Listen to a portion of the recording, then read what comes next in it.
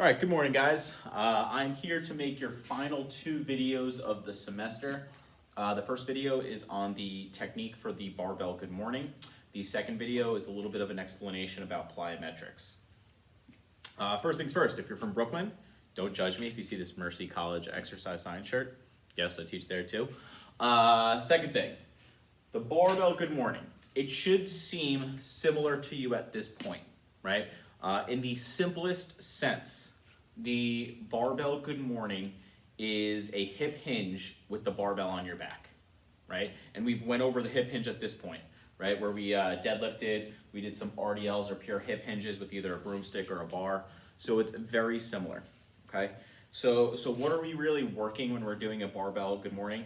The same musculature really as an RDL. So we're trying to address the hamstrings, little glutes, definitely lower back as well, right?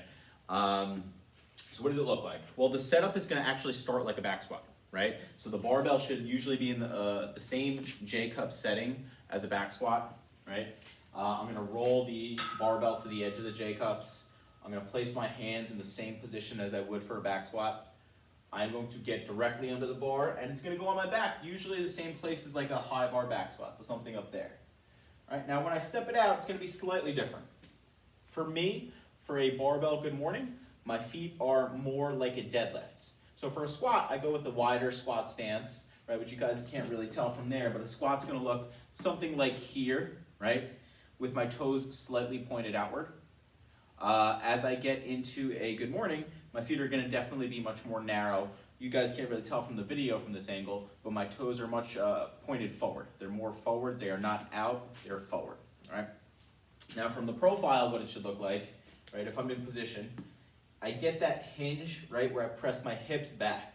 So my hips go backwards, and then I finish the hinge where I'm bending predominantly at the waist. What you'll notice is, right, there's a slight bend, so my knees aren't locked, there's a slight bend, right? So this angle, right, from the knee doesn't change any more than this. So I don't bend my knees at all during the good morning other than that initial bend.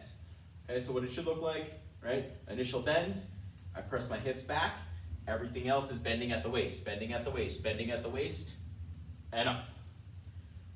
One more time, I'm bending predominantly at the waist. I'm coming to about here, so I'm probably not parallel to the floor for most people. It really just depends on how heavy we choose to load this lift.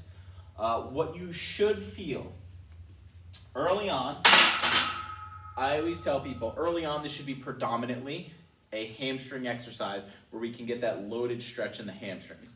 So early on, right, if I'm maintaining good spinal alignment, I should feel hamstrings only, right? Make sure you press your hips back. If you don't feel your hamstrings, it's usually a few things. One, you're not pressing your hips back. Two, you're not pressing your shins back. Even your shins should come back slightly, right? We don't want, if our knees are coming forward, it's usually because we're going to more of like a squat-like position. And then finally, the last thing, if you're not really feeling your hamstrings, usually you might be a little bit more towards the balls of your feet. We try to shift our weight on this exercise a little bit more so than a squat. Like a squat, I say we want to be on the midfoot. For the good morning, I'll say it's okay to be a little bit more heel dominant on a good morning. But early on, we should feel predominantly hamstrings, maybe a little low back, that's okay. If you feel a lot of low back, it's usually because you're having some flexion in your back throughout the movement, which is what we don't want, right? We want to maintain that trunk alignment, which I showed you, right? If I had an imaginary stick or dowel here, right, I should have it it should be touching my sacrum, between my shoulder blades, and my head. And as I hinge, I should maintain that imaginary plumb line from those 3 points, okay? So try it out, see if you can feel your hamstring stretch, maybe a little low back, see if you have any issues with balance or anything along those lines, and give it a whirl.